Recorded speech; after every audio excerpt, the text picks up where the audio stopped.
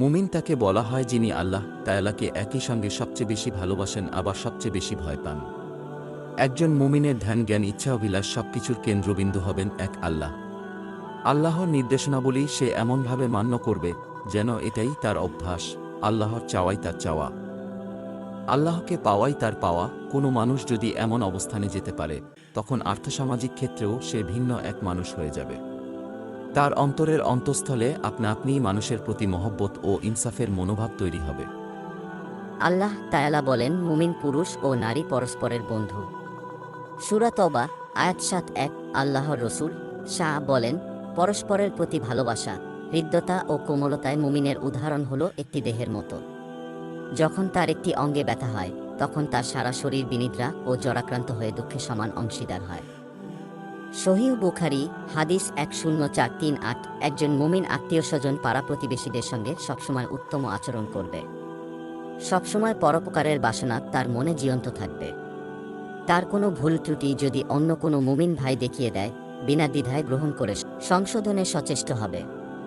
আল্লাহর রাসূল এরশাদ করেন, এক মুমিন অপর মুমিনের জন্য আয়নাস্বরূপ এবং এক মুমিন অপর মুমিনের ভাই। সুনানে আবু দাউদ ৫৩২০। মুমিন হবে রব্বানী মানুষ।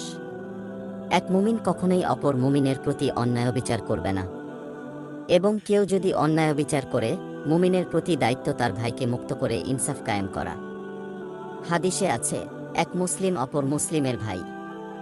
সে কখনো তার উপর জুলুম করে না এবং জালিমের হাতে তাকে ছেড়ে দেয় না। সহিহ বুখারী হাদিস ৫৯৭। অন্য হাদিসে আছে, রাসূল এরশাদ করেন, তোমার ভাইকে সাহায্য করো, চাই সে জালেম হোক অথবা মাজলুম। সাহাবায়ে কেরাম জিজ্ঞাসা করলেন, হে আল্লাহর রসূল, মজলুমকে সাহায্য করার বিষয়টি বুঝলাম, কিন্তু জালেমকে কিভাবে সাহায্য করব? তিনি বললেন, তার হাত শক্ত করে চেপে ধরো। সহিহ বুখারী হাদিস ৫৯৮। মুমিন যখন কথা বলবে, খুবই নরম আওয়াজে বলবে।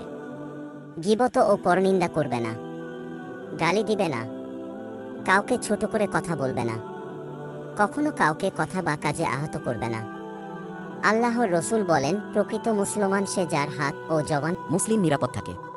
সহিহ বুখারী হাদিস ১৫৩। মুমিনের জবান কেবল অন্য মুমিন নয়, অবিশ্বাসীদের গালমন্দ করা থেকেও নিরাপদ থাকবে। এমনকি অবিশ্বাসী যদি কটু কথা বলে, তখন তাকে সালাম দিয়ে পাশ কাটিয়ে চলে যাবে। আল্লাহ অসন্তুষ্ট যেন না হন, মুমিনের হৃদয়ে সবসময় সেই ভয় থাকবে। এই ভয়ের উৎস ভালোবাসা থেকেই।